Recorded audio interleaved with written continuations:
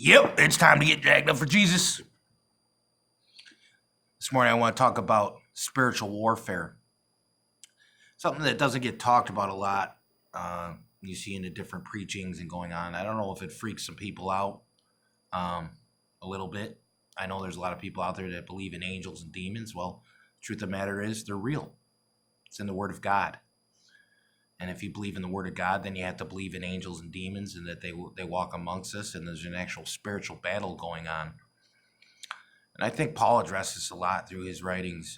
All throughout the Bible, they also talk about angels. I mean, look at the angel that came to Joseph when he was going to run from Mary, when he found out that she was pregnant. And he came and, talked him into staying with the Virgin Mary.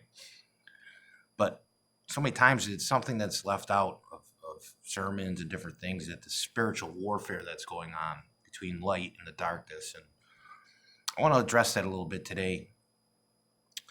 Ephesians 6, Paul talks about principalities. It's such a great word to use because it's always hard for me to say, but when he's talking about these principalities, he's talking about things that are of the spiritual sense, of the heavenly realm that intermingle with the earthly realm. And it's just like anything else. There's things that we cannot see that are going on.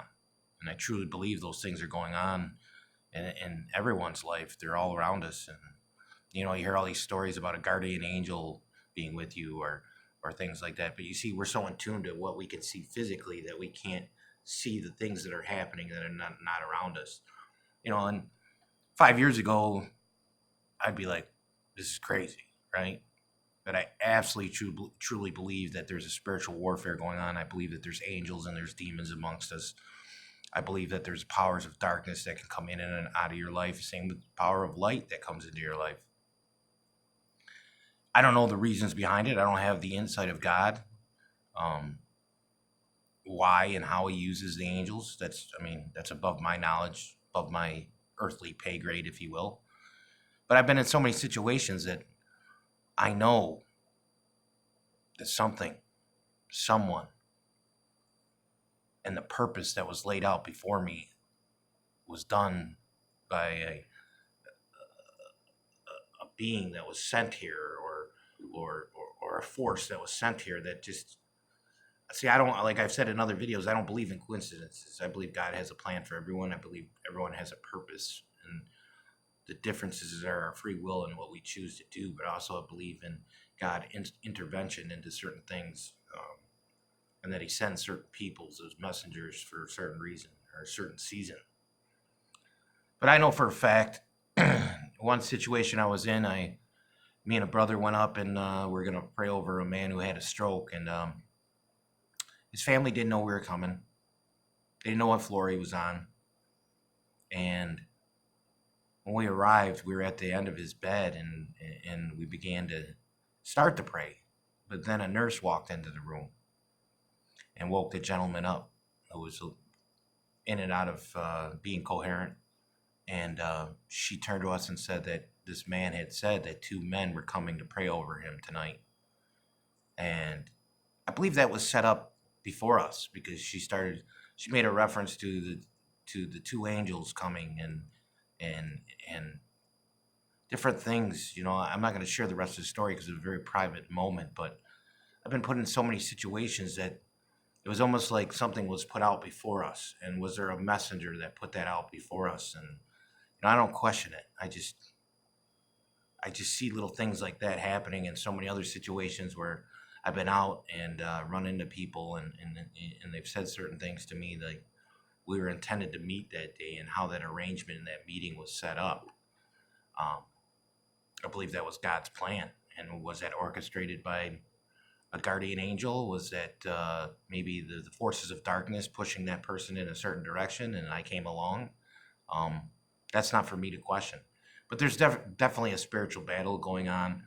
Recently, I started to watch a show, and again, it's not a coincidence. It's out of the blue. I started watching this show, and it's related to angels being sent to the earth to do certain things, and it's really been an eye opener. And I already had this on my mind to shoot this type of video, based off of spiritual warfare and different things when you go through the Bible and you read about it. I know you could read about it in the book of Daniel and Revelation, and the different angels. Even in Joshua, an angel came before Joshua before he entered and conquered Jericho, that he was sent there. I think sometimes we're so focused on the visible things that maybe there's an angel there guiding you that you can't see because you don't take the time to see that maybe that was an angel sent there to either warn you of something, guide you into something. So I would test the spirit. I would continue to be subordinate, be in submission of God's will, and to keep an open mind when certain things happen in your life, and don't be like so out of touch that because it doesn't get preached all the time about these spiritual forces around us and how they're working and setting almost the foreground for the end time. See, these like everyone you hear them saying the devil knows the ending, right? So the devil knows the ending of the story. It's like watching the Titanic right now, right?